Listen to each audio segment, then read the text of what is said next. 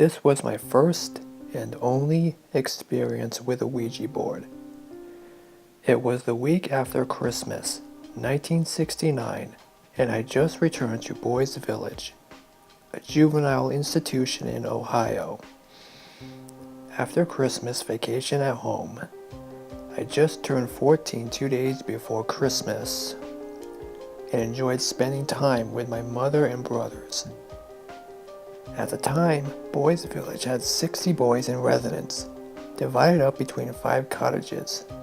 I lived in Eagles, the newest and largest, with 11 other guys and an older married couple who served as surrogate parents. Only 2 other boys had returned at that point. Everyone else was due back the next day. We built a fire in the fireplace, built sandwiches from leftovers in the fridge, and hung out in the dining room, talking about our holidays. We'd each brought back presents from home, radios, toys, and such, but one of the guys brought out a Ouija board he'd gotten. I'd heard of them, although I'd never seen one before nor had the other 2, so we decided to try it out. The 3 of us set it up and sat there at the dining room table, our fingers touching the planchette lightly. As the instructions said, we asked the board and whoever was connected with it ordinary questions.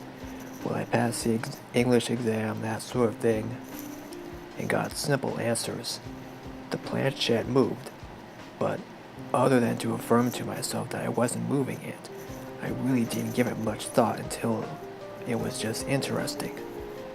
One of the guys accused the other, the one who owned the board, of moving the planchette, which he summarily denied. They went back and forth for a bit, and finally the accuser said, "Fuck this, I'll prove you're moving it." Then he said, in a loud voice, his hand still on the planchette, "Hey, you, I don't believe you're real. If you are, show us." I mentioned we lit a fire in the fireplace, and we got involved with eating the board. We let it burn down to almost nothing. No sooner did the fellow challenge the board than a sheet of blue flame leaped up from the ashes and up the flume with a loud, whooshing hiss. We put the board back in its box and put the box on the top shelf in the hall closet. For all I know, it's still there.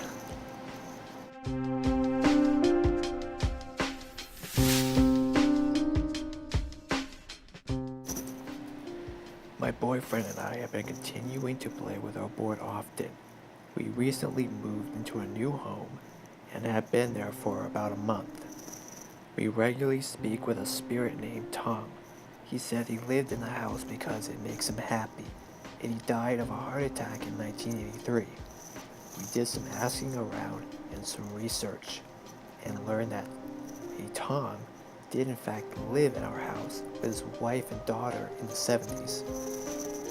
We actually found a love letter in one of our closets that looked like an elementary student wrote it, and it was addressed to Kelly, Tom's daughter. Anyway, we were talking to Tom one night, and he wasn't being too talkative. I kept asking repeatedly for someone new to come through who wanted to talk with us. I normally asked for spirits to enter our home only if they mean us absolutely no harm. But this time, I just asked for anyone who wants to speak with us. All of a sudden, the room got very cold. The planchette moved to the letters of the board, and it began quickly jerking to the letters. A, Z, R, A, E, L. Hello? Is that your name? Yes. Where are you from, Azrael? Salem. Evil. Are you evil?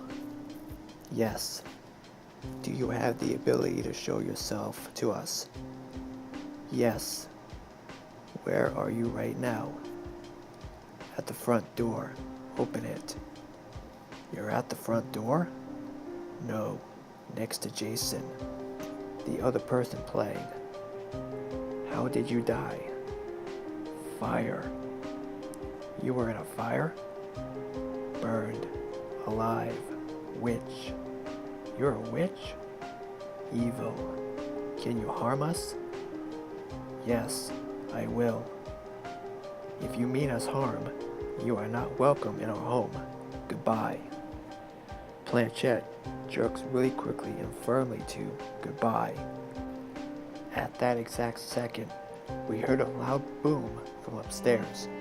We went to check out what it was, and all the shelves in our bathroom fell to the floor. The next day, I googled the name Azrael because I never heard it before. It translates to Angel of Death in the Islamic religion.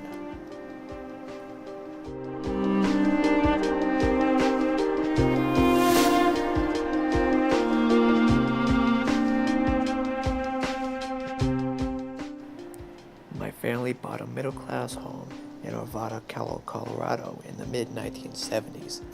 The house was normal, it had no activity up until my sister and I became teenagers in the mid-1980s. That was about the time that my parents got a divorce, and my sister and I got interested in Ouija boards. One summer night in 1985, we decided to invite some friends over to use the Ouija board to find out if it was just a game or not. We figured the only way to get it to move was that one of us would be moving it. We really didn't believe that it would work. Well, at first it didn't. We almost gave up, and most of us had stood up and started to walk away when the pointer moved on its own. My sister's friend, being the only one left sitting by it, let out a loud scream and told all of us to come back and sit back down before it stopped. Well, we started to get all types of answers after that. The friend that was left sitting there started to ask really stupid questions, trying to make it matter something. The last question she asked was if he could prove he really existed, would he rape her that night? Not only believing that it was all real, that night, as she walked home from our house, someone or something jumped out of the bushes and threw her down to the ground. He, or it, held her down and ripped her clothes off and raped her. We woke up the next morning to the phone ringing, telling us that she was in the hospital and had been beaten and almost to death. The doctor had told her that they did a rape kit on her and found that she had been raped, but they were not sure by what. There was no evidence left behind, and it did not seem like a typical rape. They could not explain it. The only thing she ever told us about it was that it was a figure, and she could not see a face or really a form. After that, we had strange occurrences in our house for every day until we moved about 8 years later. For some reason, though, we have talked to the new neighbors and they have not had one experience there. Like it was only there because of our energy that I have never been able to explain. Lisa.